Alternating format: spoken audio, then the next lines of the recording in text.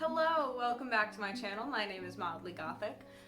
If you're new here, what I like to do is a bunch of different artsy sort of things, kind of eclectic all over the place. And today we are in my kitchen because I'm gonna do some holiday fun stuff. Specifically, I've got all the stuff to bake some cookies, and then I'm also going to be making one of my favorite holiday beverages, which can be alcoholic if you are so inclined. Please drink responsibly. But just wanted to do, here's a fun little intro. My shirt is Stitch. It has lights, but I don't have batteries, so it doesn't light up right now. But this is gonna be on the short side, something fun, something cute, with some baking. So, hope you stick around. Let me know if you make the cookies. These are a holiday favorite of mine. And with that, let's get to it.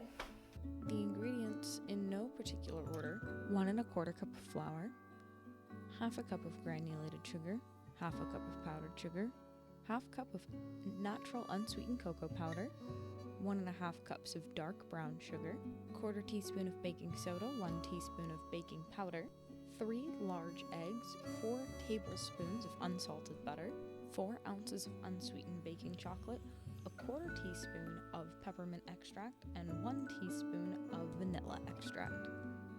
So first things first, you're going to chop all of your chocolate up, and you're going to melt that with the butter. Whenever you melt chocolate, I'm doing it in the microwave. You want to do it in 30-second increments and stir it in between to ensure that it does not burn. As soon as it is all melted together and smooth and glossy, you are done and can move on to the next step. Set this aside to cool. Not in the fridge, just on the counter will be fine, but you don't want it to be too hot by the time you get to the point where you need it in the recipe. Now you can move on to preparing the dry ingredients. So you're going to add all of your flour, your cocoa powder, and your baking powder, baking soda, and salt into a bowl and mix. You do want to whisk this or sift it. I don't have those, so I just used a fork, but ideally you would use one of those two methods to avoid large clumps. Once this is thoroughly mixed, you can set this aside as well. Now into a large bowl, you want to crack 3 eggs. You want to whisk these eggs together until the yolks and the whites are nicely combined and it is lightly foamy. Now you can add your brown sugar and your peppermint and vanilla extract. You want to whisk this all together until it becomes relatively smooth and creamy. Now you're going to add your chocolate and butter mixture into the egg and sugar. This is why you wanted to make sure your chocolate is cooled down. You do not want to accidentally cook your eggs. If your chocolate is still too warm, you can wait for this point. You do want to wait long enough that your chocolate is cooled, and you want to fold that in completely. Now to mix the dries and the wets. Depending on what you're baking, I typically do this in 2 to 3 steps. Cookies do not care as much about developing the gluten, so I typically do it in 2 steps. But you just want to add your flour and cocoa powder mixture into your wet mixture, and you want to fold it. Do not stir it, you want to fold it. So go from the bottom, around the sides, and over.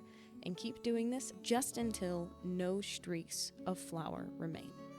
Now for the process that actually turns them into crinkle cookies. You want to take a scoop, about 2 tablespoons of batter, and however you would like to form it into a ball, spoons or your hands. I eventually ended up using my hands. And you first want to roll it in granulated sugar, get it completely coated, and then you're going to roll it in powdered sugar. This is where those quantities for the recipe come in. They are just on the outside of the cookie. And you can leave them in their balled form. You do not want to flatten or press these down. They will flatten naturally in the oven.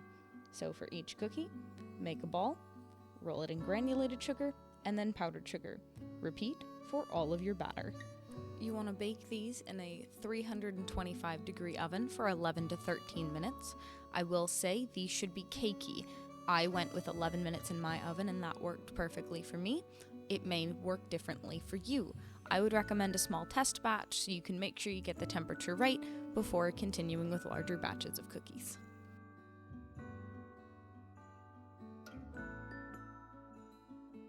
So your ingredients for Coquito are 1 can of sweetened condensed milk, 1 can of evaporated milk, 1 can of coconut milk, 1 container of cream of coconut, some cinnamon sticks, some ground nutmeg, and of course, rum.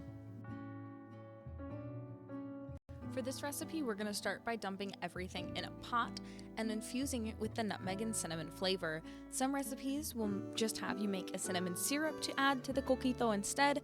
This recipe actually infuses all of the ingredients with the spice flavor. You dump everything into the pot except alcohol if you are using it.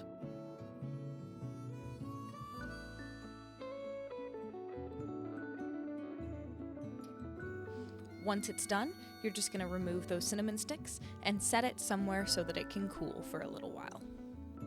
I like to use a blender for this step.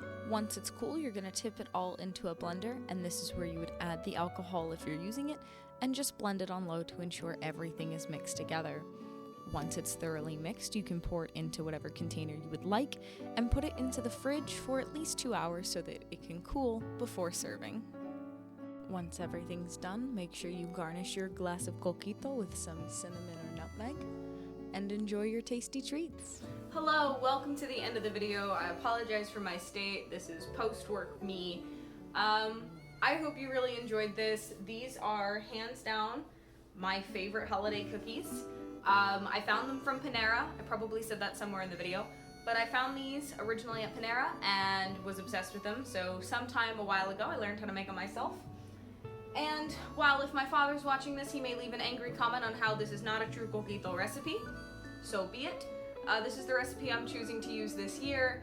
You can use whatever alcohol you would like for this. You can use spiced rum, which is my father's choice. You can use clear rum. I used a mix here just because I don't like the taste of white rum quite as much, so I mixed it with the coconut because it fits with the flavor profile. I've had pistachio coquito, I've had coffee coquito. You can kind of make it whatever you want, but it is the best drink to cheer up your holidays. And you can make coquito just without the alcohol. I drank non-alcoholic coquito for years as a kid. It is just as tasty even with no alcohol involved. So, whatever you choose to bake, whatever you choose to drink, I hope you have a happy holidays, and I will see you in the next one.